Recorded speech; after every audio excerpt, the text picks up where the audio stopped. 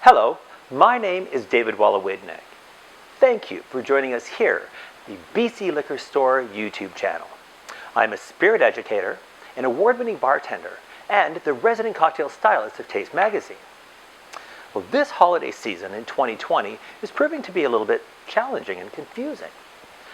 Many of us have a vast network of friends that we'd love to go and hang out with. However, they may not be in our small little bubble. Well, I've figured out a perfect gift to gift a cocktail. Now, the idea is we can batch a cocktail, put it into a bottle, drop it off at your friend's house, make our way back home, and connect over a Zoom call or FaceTime. This way we can have that hangout in a virtual sense. It's the next best thing than being face-to-face. In the magazine, not only will you find 3 delicious recipes, 1 classic and 2 contemporary, but you'll also find an article that I've written to give you some tips about batching cocktails. The first one I'd like to demonstrate for you today is the Vancouver cocktail. Now this is our classic. Yes, a classic Vancouver cocktail created in roughly 1954 at the Sylvia Hotel in English Bay. It's a simple combination of gin, Benedictine B&B, vermouth, and orange bitters. We're going to garnish it with a lemon zest. Now, what I've done, I've put together the perfect recipe that will fill one 750 ml bottle. That's approximately 25 ounces. And let's show you how to do that.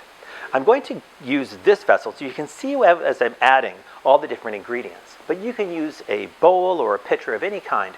It's ideal if it has some sort of a pouring spout so that you can then pour it through a funnel into the waiting bottle.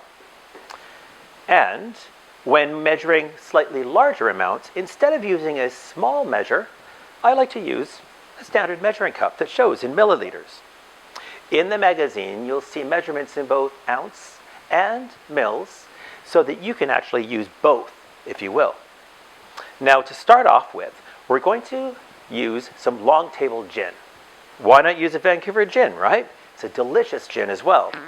And to the measuring cup, I'm going to use 310 mils, which is 10.75 fluid ounces. And pour that into my jug here. Now this recipe is going to make approximately 7 cocktails. So your friend can have a cocktail today and have one in the future as well. It's going to keep in your refrigerator almost indefinitely. Now next up, actually I'm going to use the vermouth next. This is the next largest proportion in this cocktail. Now that was 310 milliliters, or roughly 10.75 ounces. And this is going to be 160 milliliters, or roughly 5.6 ounces.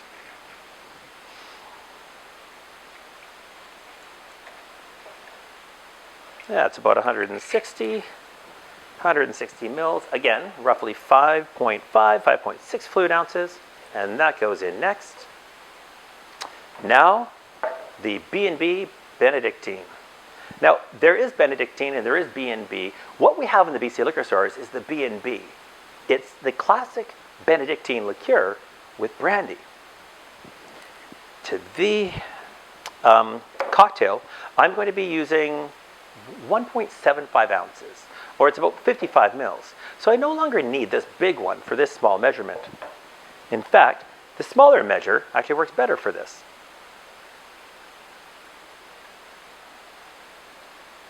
And that is 1.75 ounces, or 55 mils, of the B&B. Another cool thing about batching this cocktail is we're going to pre-dilute it. Now, dilution is a necessary ingredient in pretty much all cocktails, whether it be by water or some other sort of a diluting factor to make the cocktail balanced and more palatable. In this case, we're going to use some water. Now, I've calculated the amount of water to being approximately 3/4 of an ounce to 1 ounce of water per cocktail. And as I said before, there's 7 cocktails in here. So we're going to add 7 ounces of water. And that 7 ounces is 210 milliliters. By pre-diluting it, we can simply chill the bottle, pour it into a chilled glass, garnish it, and it's ready to go.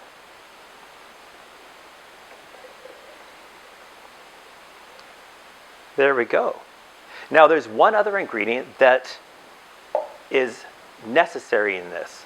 A little bit of sweetness here, a little bit of sweetness here. We want to pull back on that sweetness and add layers of complexity. So we're going to use a little bit of orange bitters. Today I've chosen Angostura orange bitters, but you can choose any orange bitters that's your favorite. Now, 2 dashes per cocktail. 7 cocktails, 14 dashes.